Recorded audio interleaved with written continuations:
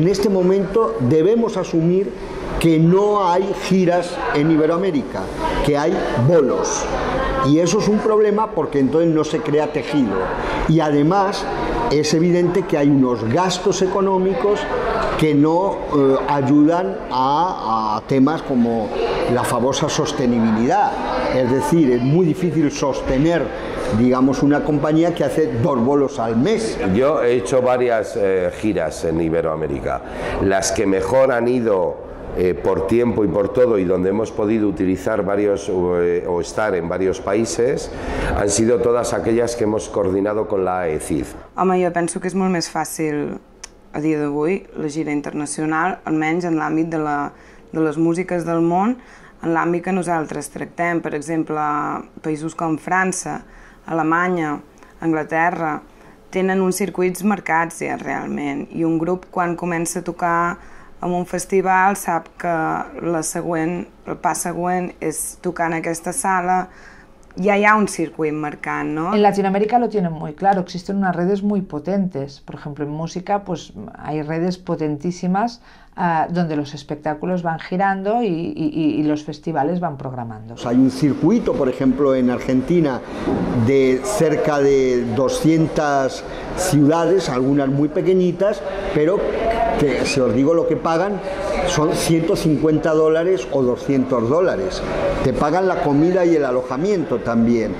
Bueno, entonces ahí tenemos un problema. Para un grupo español, para un grupo europeo, realmente podemos decir no es rentable. Pero porque estamos hablando solo de rentabilidad económica, pero no es rentable recorrer un país apasionante desde Ushuaia hasta Jujuy, con todo pagado para un grupo joven, digamos, en el cual te vas a curtir, te vas a... Entonces tenemos que acostumbrarnos también a qué hablamos de rentabilidad. Pero claro, Argentina es un país también de casi 5.000 kilómetros de largo. Entonces las distancias se nos olvidan a veces.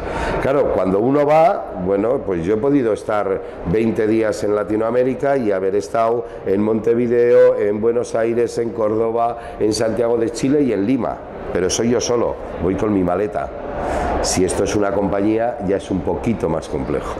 Ahora nos vamos, por ejemplo, pues a Alemania a hacer una gira de música. Nosotros tenemos un apoyo a nivel institucional del Ministerio de Cultura que te ayuda a la gira internacional. Vale, pues tenemos Alemania. Yo lo que hago es llamar al Ramon Llull y decir, oye, tengo esto, ¿me ayudas?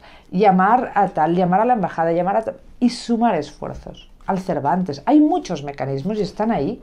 En Ecuador había 3 festivales, que era un festival en Quito, otro en Manta y otro en Guayaquil, que por días no coincidían de fechas. Entonces, a lo mejor si mantenías una compañía una semana, tenías que estar pagando y ellos no actuaban, y entonces ninguno de los festivales se hacía cargo de eso y era muy complejo, ¿no?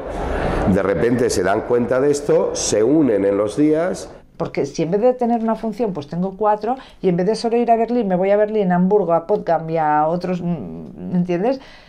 Todo esto enriquece, el artista está feliz porque está trabajando, está haciendo su trabajo y gana dinero y sale fuera, nosotros también porque nos llevamos una comisión si los vuelos salen bien y te ganas la vida, y la cultura de aquí sale para afuera, con lo cual instituciones también felices.